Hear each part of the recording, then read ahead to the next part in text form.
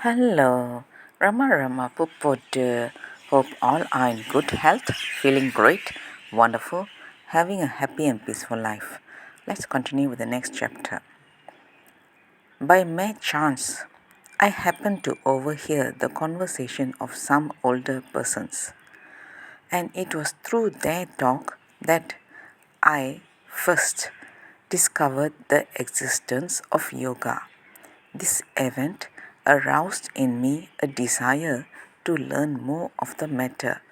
I began to inquire into it among several people, and in this way was able to get a few books in Tamil, which revealed many interesting things about the yogis.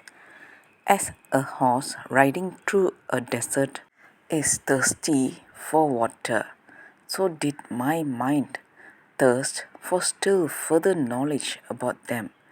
But I came to a point where it seemed impossible to get to know more.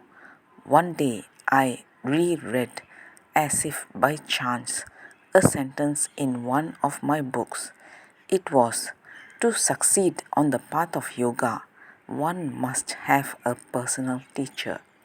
These words now made a tremendous impression on me. I felt that only by leaving home and traveling about could I find a suitable teacher. To this cause, my parents would not give permission.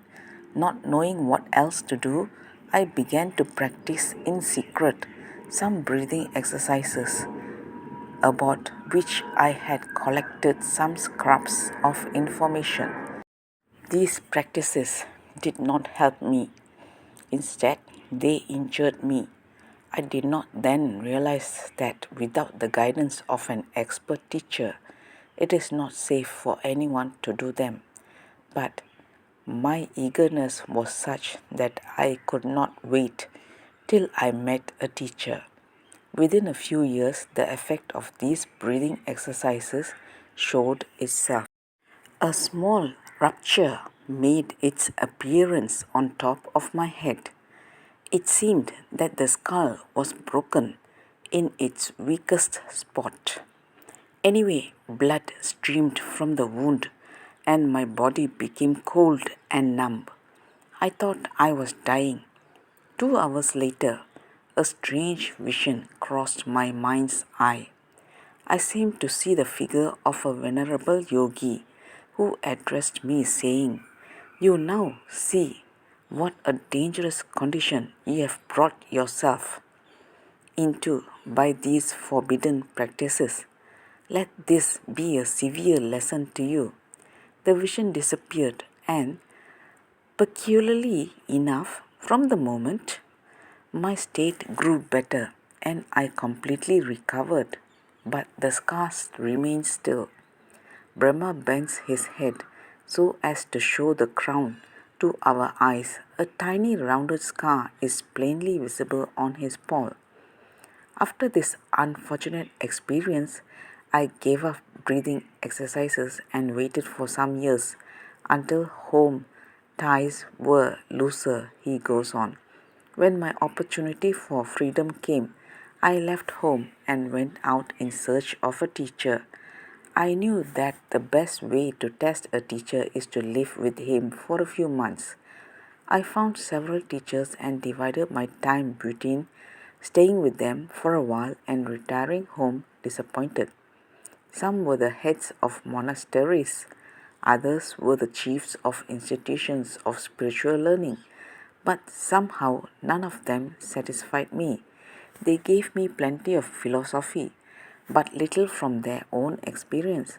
Most of them could only repeat what the books said. They could offer no really practical guidance. I did not want book theories so much as practical experience of yoga. Thus, I visited no less than 10 teachers, but they did not seem to be the real yoga masters. I did not despair, though my youthful eagerness burnt most strongly, for rebuffs only increased my determination to succeed. I was now at the gate of manhood. I resolved to leave the home of my father forever, to renounce the worldly life and to search till death for a true master. I then set out from home on my 11th wandering or pilgrimage. I moved about until I came to a large village in the district of Tanjore. I went down to the riverside for my morning bath and afterwards walked along the bank.